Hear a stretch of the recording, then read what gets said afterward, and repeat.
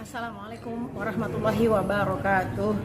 Selamat menunaikan ibadah bulan Ramadan dan sampai akhirnya nanti insya Allah Idul Fitr kepada seluruh pengurus dari Ikatan Keluarga Minangkabau yang berada di seluruh wilayah mulai Aceh sampai ke Papua, dan juga kepada seluruh masyarakat Minangkabau di seluruh dunia pastinya. Selamat menjalankan ibadah puasa di bulan Ramadan.